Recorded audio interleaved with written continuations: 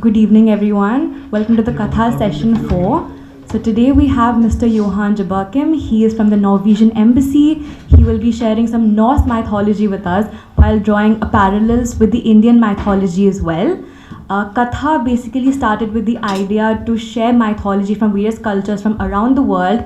This is just an attempt to preserve these timeless tales and an effort to kind of give a space to share them and to preserve them at the same time. Now I'll let Mr. Johan take the lead for the session. Thank you so much. I hope the microphone works well and everything is fine. So, as you said, yes, my name is Johan and I work at the Norwegian Embassy in Delhi. So I have to start with a little disclaimer. I am a diplomat. I am not a historian. We do a little bit of storytelling in our job as well. So there's a little bit of that. But I'm not an expert either of Nordic mythology. Nordic mythology is huge. Claiming to be an expert would be pretty far-fetched. But I will tell you a little bit about it. I will read a story for you. I have two other ones also I can briefly go into if we have time. But I have chosen one rather long story, a read I'll do, which is about the start of the world, according to the Vikings. I will say Vikings. Not only the Vikings were believed in the Nordic gods, also after and before, but it was mostly in the Viking period. Viking period starts towards the end of the 700s, and it ends with Christianity coming to Scandinavia. I'm from Norway, and the story is a little bit different in different Scandinavian countries, but I will tell it from the Norwegian perspective. And when Christianity came to Norway, the Vikings stopped being Vikings, because the Vikings are actually not a people. It's not an ethnic group. It's the same people who live in Norway today. We're all Vikings. We've just stopped going on Viking activities. So Viking activities would be, you take your boat, you leave your fjord, you go and plunder and rape and kill, or you do trade and business, which they also did. Even if many of the movies that we see today is mostly about the violence, they also were traders. They traveled quite far, all the way to today's Turkey. Some historians claim they also went all the way to America. So these are the people who believed in these stories, the story that I will tell you. When Christianity came to Norway, and Christianity was also used by the kings to unify the country. So you had a lot of Viking kings all over the place in Norway. When one king who was a Christian, St. Olav, decided to unify the country, he didn't want to have all those little Viking kings roaming around, killing. It was bad for diplomacy, it was bad for business. So he decided to unify the country behind himself, behind one god. And the whole story of the Viking gods disappeared. They stopped believing in it. It took some time, but when you read the history books, things go very quickly. So that happened. During their time, they had mostly an oral tradition. So they wouldn't have read or written anything down. They would have spoken the stories of Thor and Odin and these gods. But a few years later, one man called Snorre Sturlason, he would be our Valmiki, the equivalent of Valmiki almost. He wrote down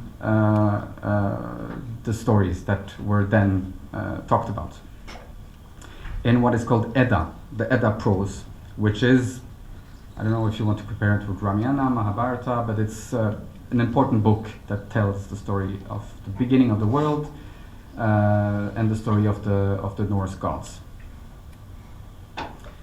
I will read his story for you, but I need to give you a little bit of context first, because this is pretty far-fetched. A lot of weird names. It's a very complex story. It's a story of the beginning of the world. But for them, everything starts with a void. There's nothing. There's an open space. There's a void. On top of the void is what they call Muspelheim. It's the land of fire, it's warm, it's the sun to a certain extent maybe, but it's a place that is very warm and just provides all the light, all the fire that the world needs. It's on top.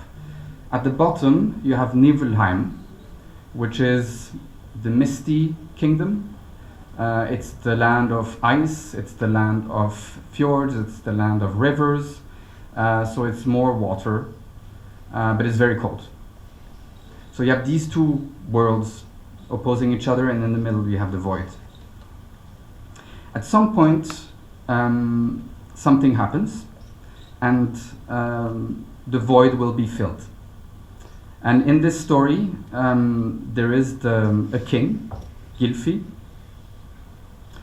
who is intrigued about all of this, and he travels to Askir, to the kingdom of the gods, to ask them questions. And they're the ones explaining to him how everything happens, how the world is created, how the gods were created, and how the first man was created. So that's what happens in this story, just so you know. And I'll stop maybe here and there just to explain if something is not clear, but this is how it goes.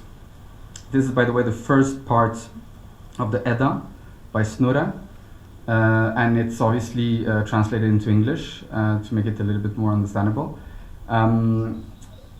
It's not easy English either, but just ask me questions afterwards if you have any. So King Gylfi was a wise man and skilled in magic. He was much troubled by the Aesir people. The Aesir people are the gods, Thor, Odin, and so on. He was much troubled by the Aesir people. They were so cunning that all things went according to their will. He pondered whether this might proceed from their own nature, or whether their divine powers, which they worshipped, might ordain such things. He set out on his way to Asgard, going secretly and clad himself in the likeness of an old man. But the Aesir, the gods, were wiser in this matter, having second sight, and they saw his journey before ever he came. He prepared against him deceptions of the eye. When he came into the town, he saw there a hall so high that he could not easily make out the top of it. In the hall doorway, Gylfi saw a man juggling with daggers, having 7 in the air at one time. This man asked of him his name. Gylfi, who is disguised, says his name is Gangleri, says that he has come by the path of the serpent, and prays for lodging for the night, asking, "Who owns this hall?" The other replied that it was their king, "And I will attend thee to see him, then you shall ask him concerning his name." And the man wheeled about before him into the hall, and he went after, and straightway the door closed itself on his heels. In the hall he saw a great room, and much people, some with games, some drinking, and some had weapons and were fighting. Then he looked about him and thought unbelievable many things which he saw. He saw 3 thrones, 3 high chairs, 3 thrones, each one higher than the other, and 3 men sat thereon, one on each. And he asked, what might be the name of those lords? He who had conducted him in answered that the one who sat on the lowest high seat was a king, and his name is Har, or High. The next is named Janhar, just as high. And he who is uppermost is called Tirdi, third. Then Har, or High, asked the newcomer whether his errand were more than for the meat and drink which were always at his command, as for everyone there in the hall of the High One. He answered that he first desired to learn whether there were any wise man there within. High said that he should not escape whole from here unless he is wiser. Gylfi began his questioning. Who is foremost or oldest of all the gods? Hai answered, he is called in our speech All-Father, but in the elder Asgard he had 12 names. One is All-Father, the second is Lord, or Lord of Hosts, the third is Nikar, or Spear Lord, the fourth is Nikurd, or Striker, the fifth is Knower of Many Things, the sixth is Fulfiller of Wishes, the seventh is Far-Speaking One, the eighth the Shaker, or he that put armies to fight, the ninth the Burner, the 10th the Destroyer, the 11th the Protector, the 12th Gilding. Gylfi then asked, where is this god? Or what power has he? Or what has he done that is a glorious deed? Hai made answer, he lives through all ages, and governs all realms, and directs all things great and small. Then, just as Hai, that's his name, said, he fashioned heaven and earth and air, and all things which are in them. Then spoke third, the greatest of all is this, that he made man and gave him spirit, which shall live and never perish, nor burn to ashes. And all men shall live that are just in action, and be with himself in the place called Gimle.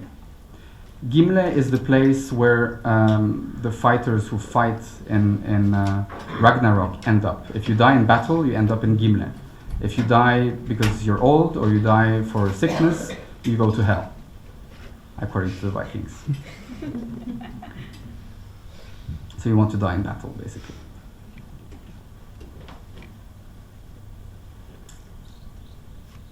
So all the men shall live that are just in action and be with himself in the place called Gimle. But evil men go to hell. They also go to hell. And then down the misty hell, and that is down in the 9th world. Gylfi said, but what was the beginning? Or how began it? Or what was there before it? Hai answered, Erst was the age when nothing was, nor sand nor sea, nor chilling stream waves. Earth was not found, nor heaven, a yawning gap, but grass was none. Just as Hai said, it was many ages before the earth was shaped, that the Nilfheim, so the mist world, the cold world, was made. And midmost within it lies the well that is called Vermelgir, from which spring the rivers called Svöl, Guntra, Fjörm, Fimbuntul, Slidr, Hidr, Sylgir, Ilgir, Vid, Leipdr, Jöl, by Helgates. Third said, first was the world in the southern region, which was named Muspelheim. It's light and hot. That region is glowing and burning, and impassable to such as are outlanders, and have not their holding there. He who sits there at the land's end to defend the land is called Sutr. He brandishes a flaming sword, and at the end of the world he shall overcome all the gods and burn all the world with fire. Gylfi then asked, but how were the races brought, and the tribes of men increased? Hai said, the streams called ice waves came from fountainheads with venom, from the mist world. And when the ice halted and ceased to run, it froze. The frost increased, frost over frost, each over the other, into the gap, the big void. So there's ice going down into the big void. By the way, the big void is called Ginuga Gap. That's where the word gap, a gap, comes from. Then spoke just as Hai. The Ginuga Gap became filled with heaviness and masses of ice and frost, and from within drizzling rain and gusts. But the southern part of the yawning void of the big gap was light by those sparks and glowing masses which flew from Muspelheim. Third said, just as cold arose out of Niflheim, all that looked toward Muspelheim became hot and glowing. But the big void, the gap, had a mild and windless air, and when the breath of heat met the frost, it melted and dripped. Life was quickened by the venom drops, by the power of that which sent the heat and became a man's form. And that man, so out of the ice comes a man, and that man is named Ymir. But the frost giants call him Aurgelmir. Out of the ice waves issued venom drops, waxing until a giant was. Thence and our kindred come all together. So it is, they are savage forever. Then said Gylfi, but then how did the races grow? Or after what fashion was it brought to pass that more men came into being? Or do you hold Ymir as God? Just as Hai answered, by no means do we acknowledge him as God. He was evil, and all his kindred we call them frost giants. Now it is said that when he slept, a sweat came upon him. He started sweating. And there grew under his left arm a man and a woman, and one of his feet brought a son with the other. And thus the races are come. They are the frost giants. So the first people coming into being are the frost giants. The old frost giant, the first one, we call him Ymir. Then said Gylfi, where dwelt Ymir? Or where did he find sustenance? How did he eat? Hai answered, straight away after the frost dripped, there sprang from it the cow, called Audumla. 4 streams of milk ran from her udders, and she nourished Ymir. Gylfi asked, but how was the cow nourished? And Hai made answer, she licked ice blocks, which were salty. And the first day that she licked the blocks, there came forth from the blocks in the evening a man's hair. The second day, a man's head. The third day, the whole man was there. He is named Buri. He was fair of feature, great and mighty. He had a son called Bor, who married the woman named Bestla, the daughter of a giant, and they had 3 sons. One was Odin, the second was Vili, and the third was Ve. And this is my belief, that he, Odin, with his brothers, must be ruler of heaven and earth. We hold that he must be so called. So is that man called, whom we know to be the mightiest and the most worthy of honor. And you would do well to let him be so called. So that is the beginning of how everything starts. You see how the first man is being licked out of a block of ice by a cow. So I thought this was an interesting story because it does bring some associations with Indian mythology as well.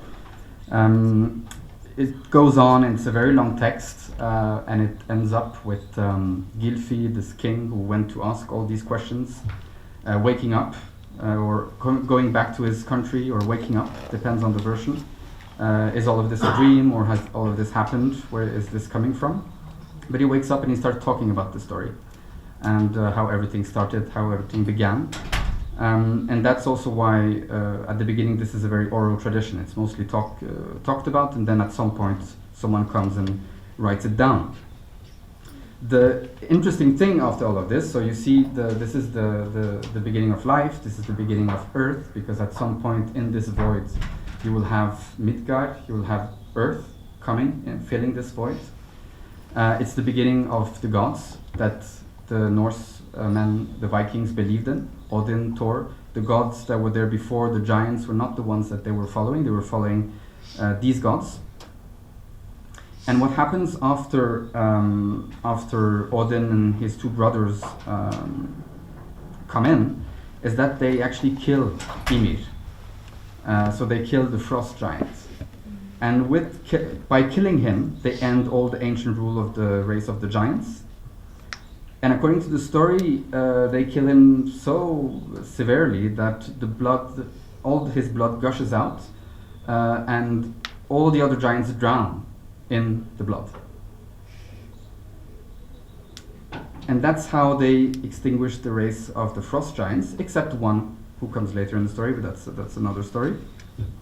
Odin, Vili, and Ve take the body of this frost giant and create earth with his body. So his blood becomes the sea and the waters. The land is made out of his flesh, mountains of his bones, gravel and stones they fashioned from his teeth. They took his skull and made heaven.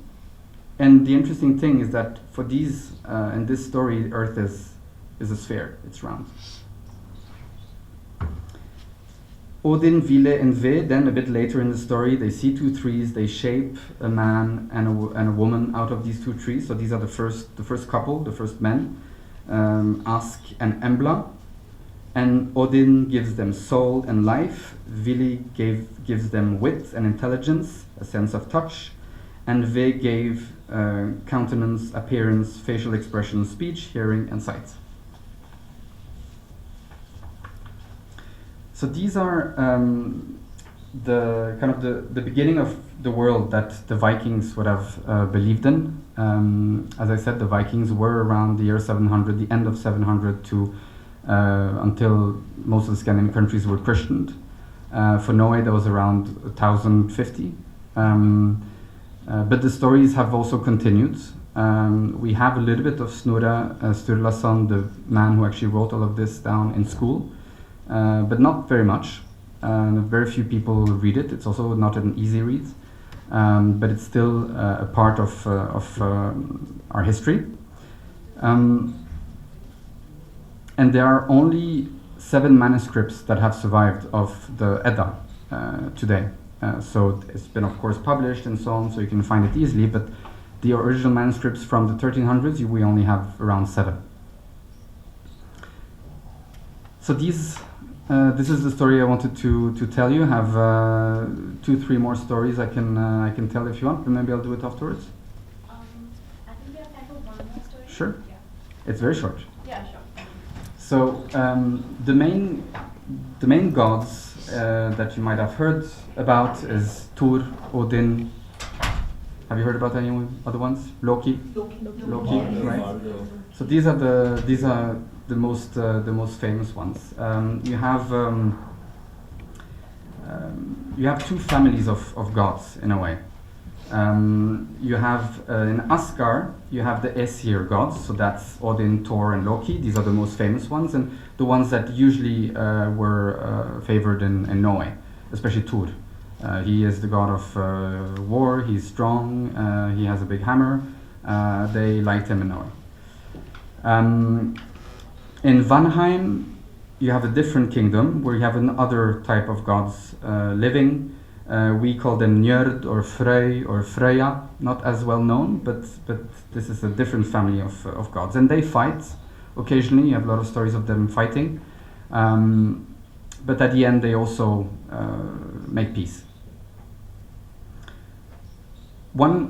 Probably the most funny god is Loki. Loki is a trickster. He is a funny guy. He's a witty guy. He does all sorts of jokes. And Loki is quite different from the other gods because he's not a full god. His father was a giant, and his mother might have been a god, but his father was a giant. He was called Farbauti, so dangerous hitter. That's what that means.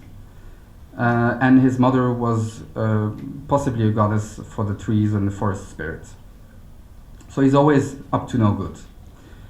The story is that the gods were building Asgard, so their kingdom, and their mighty fortress, and hired a mysterious builder. The builder asked for a crazy payment: the sun, the moon, and the goddess Freya, if he finished on time. The gods agreed, only if he finished the work in 1 season and without help. But secretly the builder had a super horse named Svadilfari helping him. The horse was so strong that it was making the work go way too fast. It looked like the builder would actually finish on time. The gods freaked out, Odin said, "Who agreed to this?" And everyone said, "Loki." So they said to Loki, "Fix it." Loki said, "I have a plan." That night, Loki turned into a beautiful mare, a female horse, and seduced Svadilfari, the very fast horse. The magical stallion went wild, ran after Loki, and abandoned the builder. The construction stopped, the builder got angry, and the builder revealed he was a giant, and was promptly smashed by Thor's hammer. A few months later, Loki showed up, pregnant. He gave birth to a grey, 8-legged foal named Sleipnir, the fastest horse in all the worlds. Odin loved the horse, and he kept Sleipnir as his personal horse. One more? Last one? So that's the time Loki crashed a party, and probably the first roast in Viking mythology. The gods threw a grand feast, and everyone was there. Thor, Odin, Freya, Bragi, and many more. It was a cheerful party. Loki showed up uninvited. At first, he was turned away because he had just killed a servant. But then he stormed in and said, "Do you all want to hear the truth? Because I'm about to insult every single one of you." And then he did exactly that. He accused Odin of being unmanly and practicing witchcraft. He mocked Freya for sleeping with all the gods and her brother. He told Heimdall to shut up because he was just a boring watchman. He insulted Bragi for being a coward. He even called Sif, Thor's wife, unfaithful. The gods were furious, but no one dared fighting him until Thor arrived. Thor shouted, "I'll smash your head with Mjolnir." Mjolnir is the hammer. Loki for once backed down and ran away, but not before tossing one last insult. "I spoke before the gods. I spoke before the gods' son. What you shall never forget. You'll all be dead at Ragnarok anyway." And he vanished. So that's every Viking mythology story often ends with Ragnarok. Ragnarok is the last fight. It's a lot of things happen in Ragnarok, but there's a big fight. Everyone is fighting. Most people are killed. After that, you have environmental catastrophes. The whole world is burned up, and everything disappears before everything is reborn again. The ones that die in Ragnarok, they end up in what I call the Vikings version of heaven, which is they go to Gimle, which is a part of Asgard, and they go to Valhalla, which is a big hall where they dine and feast, and Odin receives them there. If you don't die in battle, you end up in hell. So that's the choice they had. Thank you.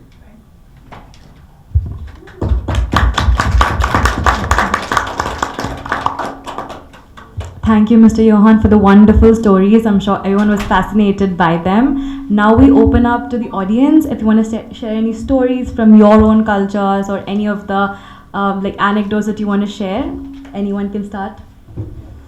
Can I just ask one question? Sure. Isn't there a story where Loki actually abducts Freya and takes her to the underworld, to the dark world? There is, but there's a story for everything. Everything happens with Loki, and all the gods were very upset with Loki being so unmanly, ungodly, though Yes. Loki was not a full god. But that's what Loki is, right? He is. Mischievous. He's still a blood brother of Thor, I believe, and so he's always up to no good and makes a lot of mess. But then he's always back. But did he really abduct Freya? That's in one of the stories, yes. Okay. Yeah. Can I ask a slightly academic question, which is, you've spoken about the oral tradition, but there's obviously been a lot of visual representation of these stories found elsewhere. I want to know, number one, how are the gods or goddesses depicted in that? Number one. Number two, why are giants never considered gods or goddesses? Struck me as a bit odd. And third, I want to know, Where does the animal kingdom fit into this, in this sort of divine scale of things? I'm asking a lot of this because animals form a very important part of our sort of mythology, especially, how the intermixture between gods and animals. So does something like this happen? Slightly academic and not really a fun-related question. Great questions. Firstly, how they were depicted. The Vikings believed in those gods, and they were very important for them. They were important for them because they prayed for them. They had a few temples, but they also didn't really need temples to pray because they would leave on their long ships or on their boats and travel for months and years. So they could venerate those gods wherever they were. How were they Yeah. visualized? Yeah. On many of the Viking ships, you would have had depictions of some of these gods or figureheads on the boats. Unfortunately, there's not that much that we have from the Viking period still today. There's a museum in Denmark which is quite big, where you can see some the heads of Thor or Odin on swords, on some tapestry and so on. But the most interesting museum, I have to say that, also maybe because I'm Norwegian, but still, is in Oslo. There's a Viking ship museum in Oslo, which is now under renovation, so you can't really go there, but it's a fascinating place. It's fascinating because there they have 3 boats. So they have 3 long ships that the Vikings would have used. We don't really use the word drakar anymore, but you might have heard that name also for these boats. And they are pretty intact, well preserved. In many of the Vikings when someone died, when a Viking leader would die, they would put him in the boat and they would burn the boat. It was made in wood, so not that much that you can see today. But these 3 ships that were found in Norway were buried in the earth. And exactly where they were buried, you had clay. So they were preserved. And when they found them, it was like a bubble of time, where they could open it up and discover so many things about the Vikings. So actually a big chunk of what we know, how the gods looked like, in addition to the text, we have from these 3 Viking boats.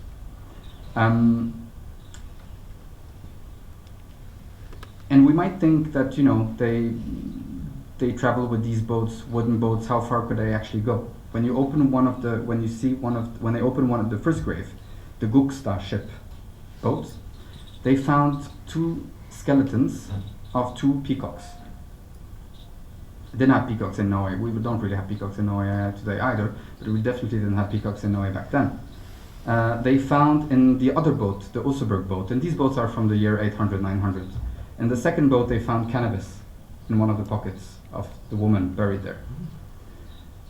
They could see that she was buried together with her servant, and her servant had some DNA that would suggest that she was mostly from Persia. So these people traveled a lot. And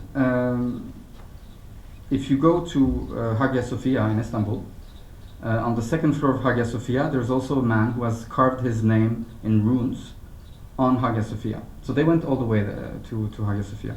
So they traveled quite far. So some of the depictions that we have are from tapestry from that time, are from the boats, and many of them are preserved either in this museum in Denmark or in this museum in Oslo.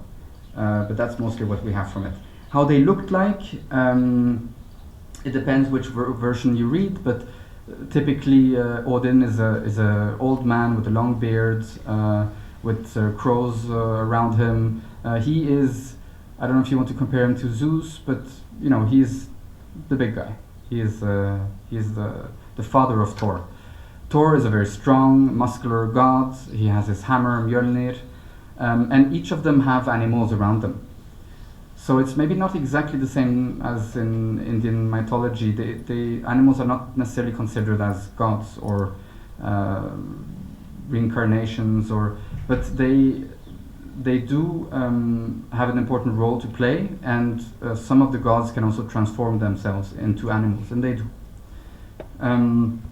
Giants are not considered as gods. They are in many ways the enemies of the gods in some of the stories, but also elves, dwarfs, or black elves. They call the dwarfs black elves sometimes, and each of them have their own world. So you have 9 worlds, and you have a world for the elves, you have a world for the dwarfs, and they are also going around minding their own business.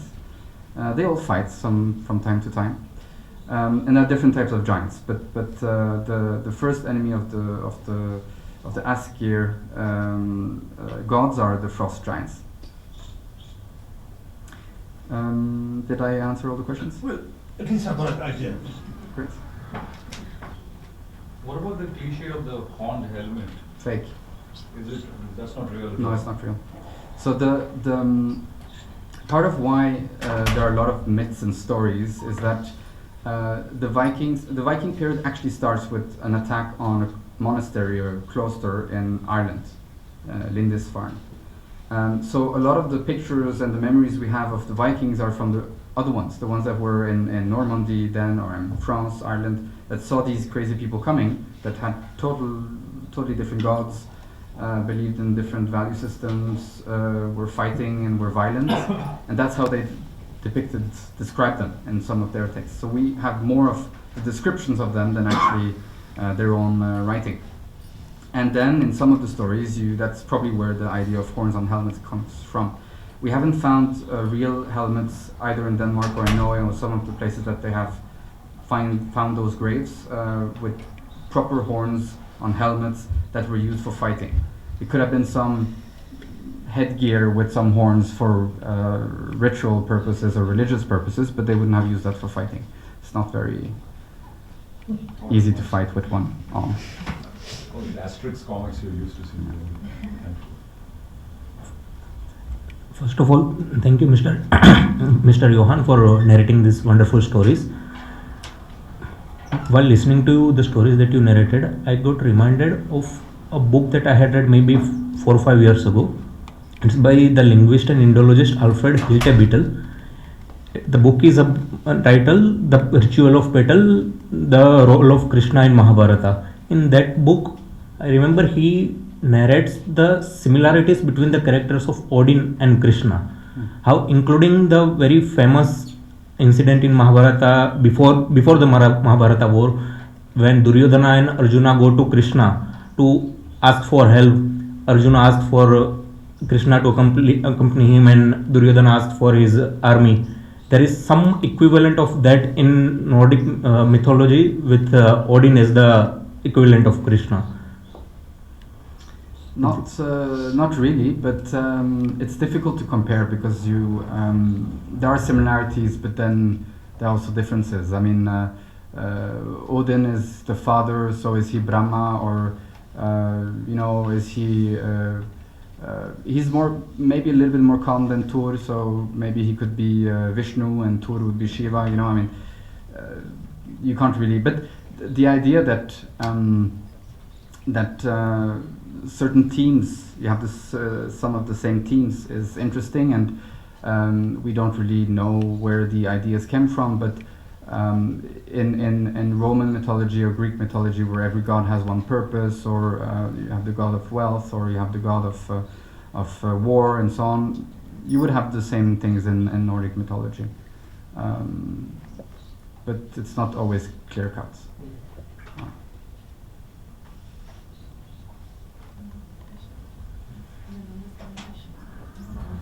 There's a question. Okay. So, thank you very much. Very fascinating, of course. My question would be, do we know, well, I have a couple of questions, you choose which one you maybe like most. So where would those stories be told? When the Vikings crossed oceans, the first one they go to Newfoundland in the Americas, would they tell that on a boat? Because if you are hours and days on a boat, you want to have some maybe entertainment. Is that where the stories are maybe narrated? Another question, do we know anything about rituals, prayers, or congregations linked to these gods? And did they also create the world, or they came just into the world as it is? Do we know anything? They created the world. Can you repeat the last one? Yeah. Did they create the world? What do we know about creation myth? How the world came into existence? You came a bit late. That was the first story. All right. But no, great questions. And I mean, where they would be told, again, it's difficult to. A lot of things from the Viking period were spoken. A lot of things have disappeared. So exactly how they lived, how they would practice certain things, we don't really know. But we can only guess that for sure they would have been talking about these stories on boats. A big part of the Viking society, they were mostly farmers. So they lived in what is today Norway, Sweden, Denmark. The Vikings in Sweden went eastwards, the Vikings in Denmark went southwards, the Vikings in Norway went westwards. That's broadly how we kind of can describe it. So they went to Iceland. There's a big link of these stories. I mean, you have the same stories in Iceland and in Norway, and Snorri was actually an Icelander, so he's the one who actually wrote it down. So there's a big link between Norway and Iceland on that. And the stories are sometimes a bit different in Sweden and Denmark. So there is they would have told these stories a little bit everywhere, around the fireplace in the evening, probably when they come back from what we would call Viking tokt, means going out on a Viking. A vik in Norwegian is the inner part of a fjord. So the name comes from the inner part of a fjord. They would have their village there, they would live there, then they would leave the Viking, so they would go on the vik, they would go as Vikings to travel abroad. So when they came back, I'm sure they had a lot of stories to tell, for sure. Ritual, prayers, congregations, there are not many temples that still exist today. There used to be a very big one in Uppsala in Sweden, which in some sagas you hear about. So that must have been a central one in their story. But again, they could pray according to what most historians believe. They could practice their religion a little bit everywhere. They didn't necessarily need to go to a temple, but they would be sacrifices. They would pour some blood here and there. They would do that. Creation myth is the first story I talked about, which is the beginning of the world, which is you have a big void, and in that void comes Midgard. Earth is created, and the interesting, I think, story that I just mentioned earlier is that the father of Odin comes about by he is being licked out of a block of ice by a cow. I think Devansh had a question. Hello. Something that's always fascinated me is the concept of gods being bound by divine limitations, and that's a parallel that we often see between both the cultures. With Odin and Thor being limited by Ragnarok, the eventual end, and so forth, and we have Krishna, Shiva in their avatars even being limited by time and their own limitations. So how do you view this divine limitation, and how does it influence Nordic understanding of time, universe, power, etc.? It does. It's a good question, and I mean, you're totally right, because you also have the same thing in Ragnarok, in the end of the world, and then resurrection, and then the new world that comes about. Humans fight, giants fight, but also the gods fight, and they also die. Right. It is there. I think. I'm not an expert, so I wouldn't really know, but I can imagine that, of course, gods are gods, but it's also something that some Vikings, humans, would see themselves in. You know, they would prefer Thor or Odin. They would also dream about not being these gods and not having all these powers, but knowing that they also have their own limitations makes it a more compelling, interesting story, I guess. How it influences, you said.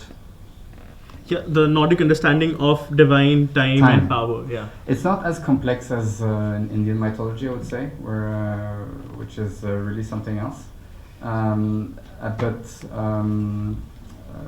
But yeah, there is this idea of a perpetual cycle, and things end, but things start again, all over again. So yeah.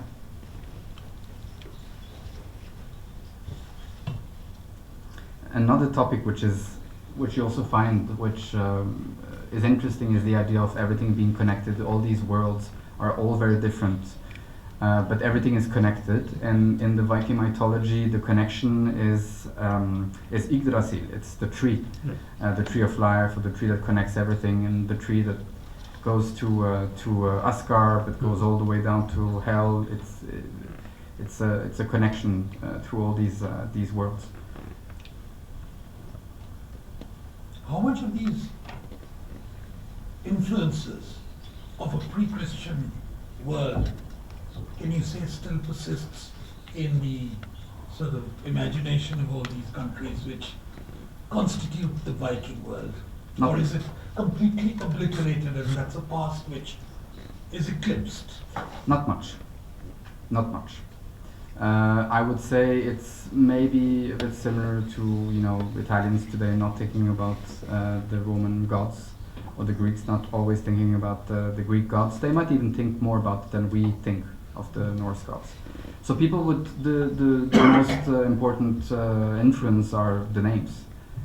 We still have these names. So we have a lot of people called Thor and Odin, and Odin a bit less, but still. That would be it. Today it's becoming popular again because you have movies and TV series and things like this. Maybe it influences a bit the way of looking at things, the idea of everything being connected, the idea of a perpetual cycle and so on. But honestly, I don't think many Norwegians go around and think about that every day. It doesn't have the same influence because, like we spoke about earlier, this is not a mythology that we still believe in. It's not something that is being practiced. With Christianity, much of this disappeared.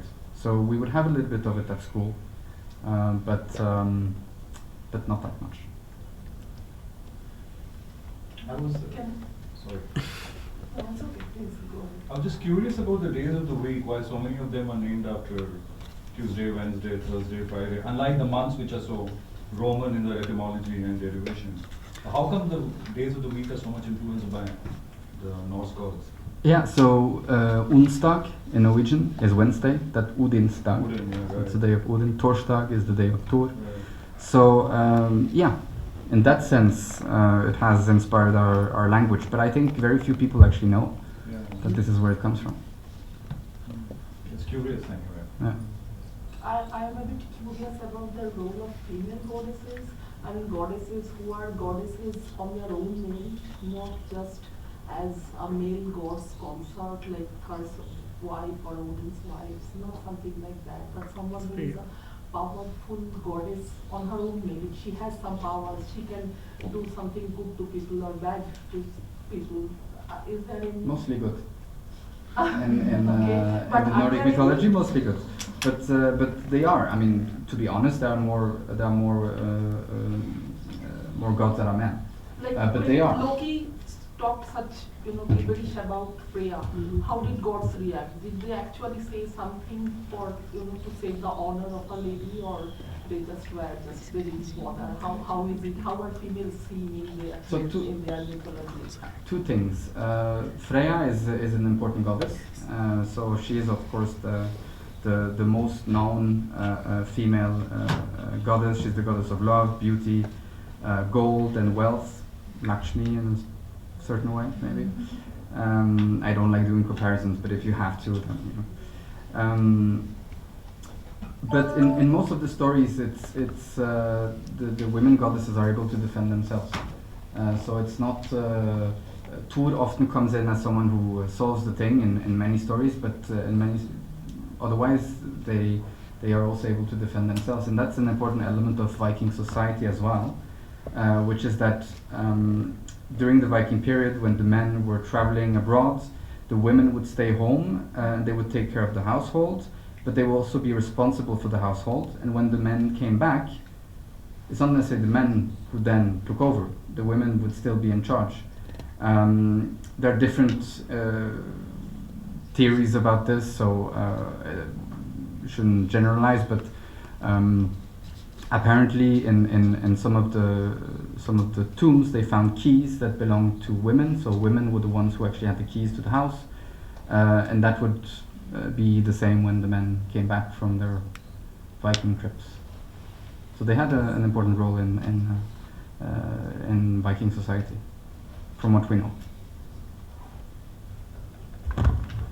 Adding on to what Mr. Das Gupta said, I was reading something and that in the Icelandic prose Edda, the 12th century poet and historian Snorri Sturluson, who still had some links to old Germanic heathenism, he mentions Thor's brother Vidar. I don't know if I am pronouncing the name correctly. So he is described as strongest next after Thor, and from him the gods have much help in all hard tasks.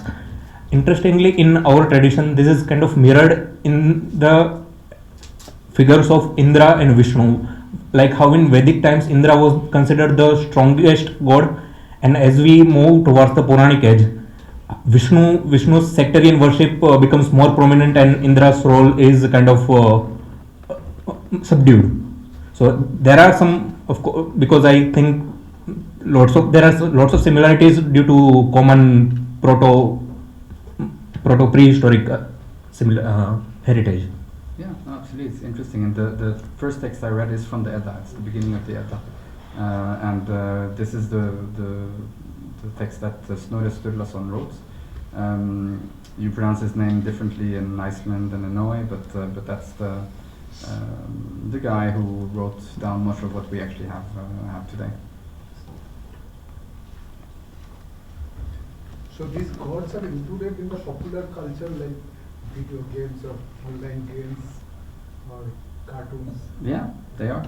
Yeah, I haven't followed that very much, but that's why they are popular again. And suddenly I have people coming up to me and asking about Thor and Odin because they have played this video game, and I don't always know all the references they have, but yeah. I think we all played those games. So, okay, just wanted to put a point over to ma'am's question. Freya was also the goddess of death and war, so she was pretty ferocious when she wanted to and had a whole bunch of adventures on her own. My question to you is, with the increasing pop culture references for Nordic mythology, do you see an increase in soft power diplomacy for Norwegia? Or that? Good question. I'm here today, no? It's it's starting, I think.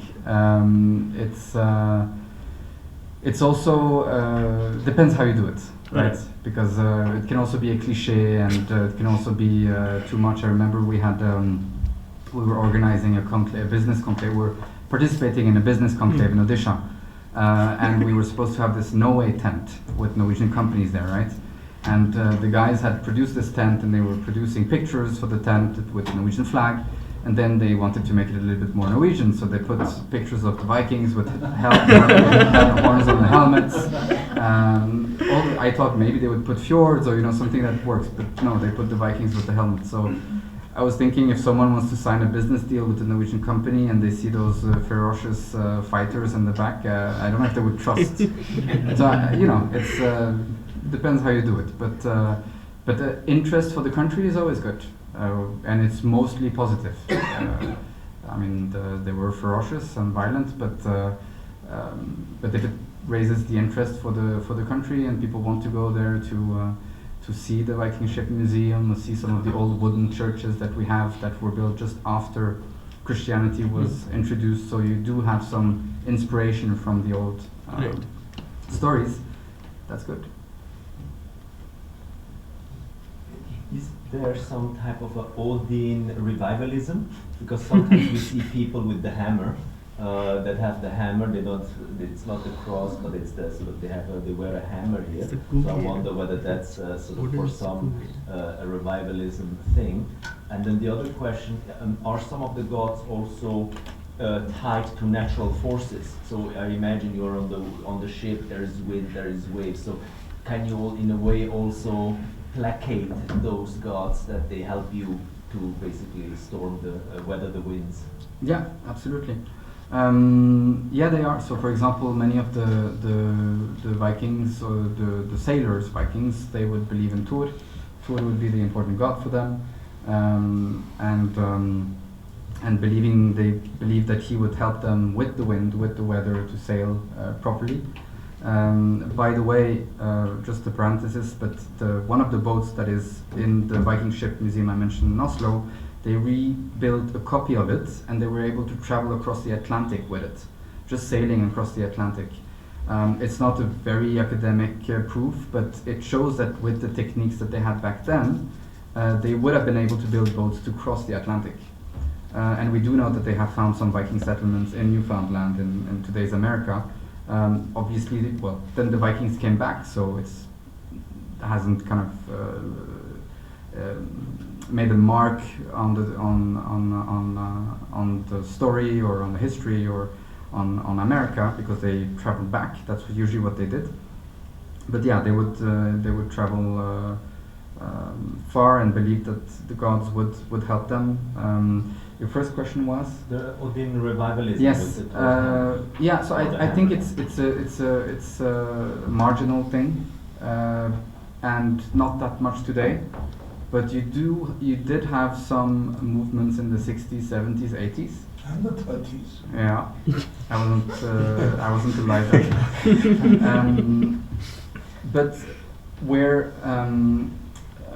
especially with black metal, you had some hard rock black metal bands that had songs or were praising Odin and Thor.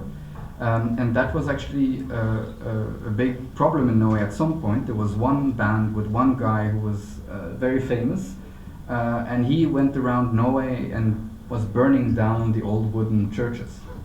So the old wooden churches that were built just after Christianity was introduced, 1200, 1300 and so on, and later. There are still some beautiful ones in Norway today, but a lot of them were burned down, because they looked at these churches as a problem, because it represented the introduction of Christianity and so on. So hopefully we have less of these today, but we've had, yeah. If I may, sir. Viking women enjoyed a lot of privileges that women of other societies did not at that time. For example, the maintenance of households, finances, the power to divorce their husbands and so on. So how exactly did mythology, if it did, play any part in solidifying the sense of equality during that time, and did it carry forward? That's a good question, but I think to a certain sense the mythology would reflect the society that they had, right? So if they do have female gods that are the gods of wealth, of the household, of trade, of richness and so on, that might have played a role in kind of how they would view their role in society, as not something on the side, or not just taking care of the household, but in the sense the village, because the village was a big household. So so yeah, it might have played a role.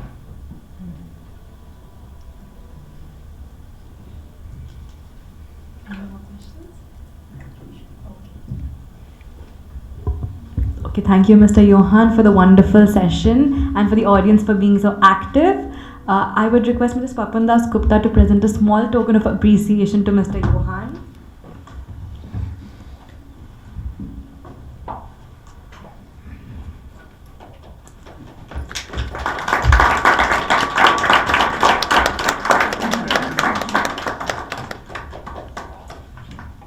And I have brought some maps where you can see, if you're interested, the 9 worlds. So it's presented differently in different stories. Okay, But wonderful. all the places we talked about. Wonderful. If you're interested. Yes, we'll check that out. It'll be right here for people to see. But thank you again for coming, and we hope you had a wonderful evening with us. Thank you again. Thank you.